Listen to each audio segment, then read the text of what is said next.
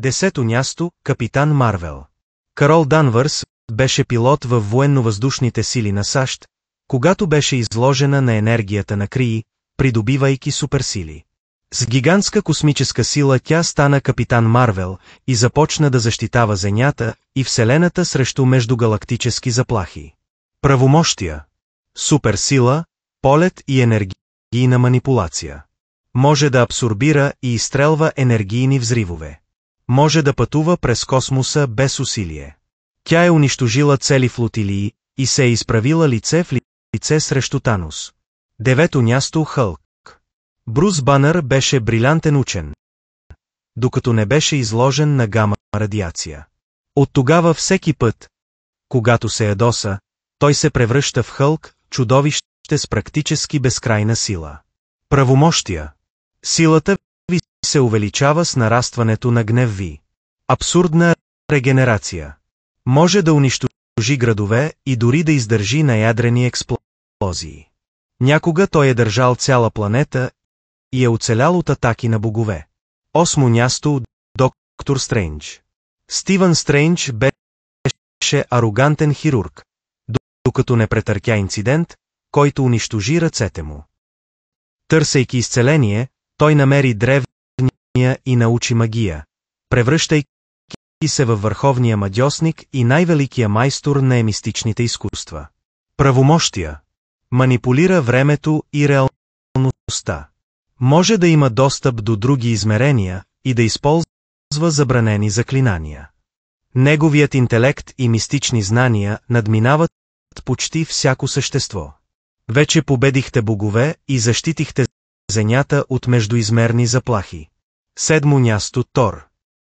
Син на Удин и наследник на Асгард, Тор е един от най-могъщите богове на Марвел. Въоръжен с Мюлнир и Естиларемберейкеяр, той се бие, за да защити 9-те царства. Правомощия. Бог на грамотевиците, може да призовава бури и светкавици. Вашият чук е едно от най-мощните оръжия във Вселената.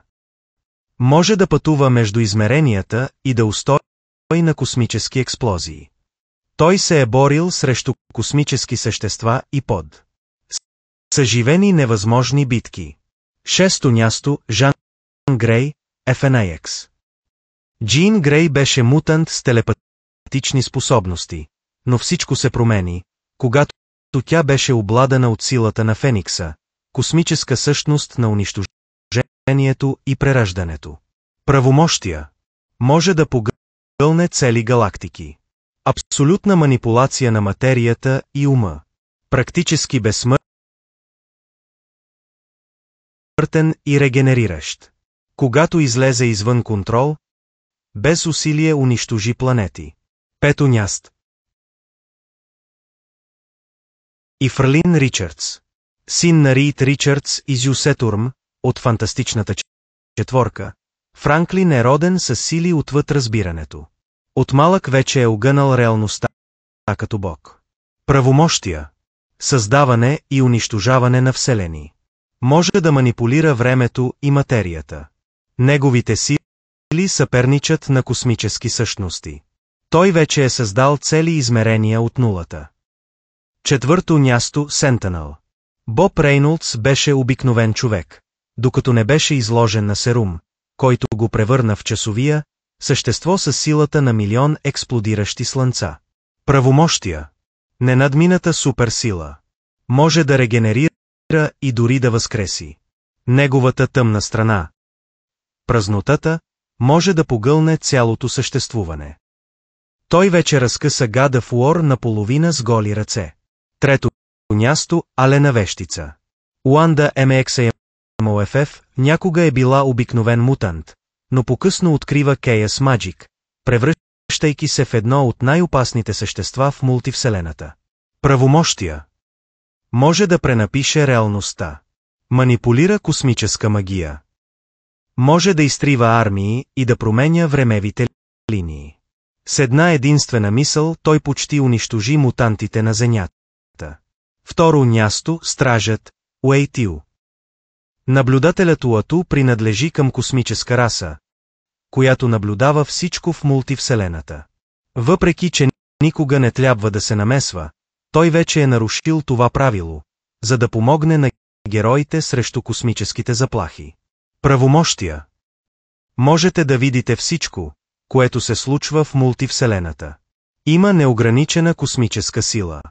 Можете да промените реалността, ако искате. Ако реши да действа, дори боговете не могат да го спрат. Първо място, един над всички. Това е върховният бог на Марвел. Създател на всичко, над всяко същество, той рядко се проявява. Правомощия. Всемогъщ, всезнаещ и вездесещ. Създател на мултивселената. Нищо не може да те победи. Той просто е върховното същество. Краят на всяка битка. Преди да продължите.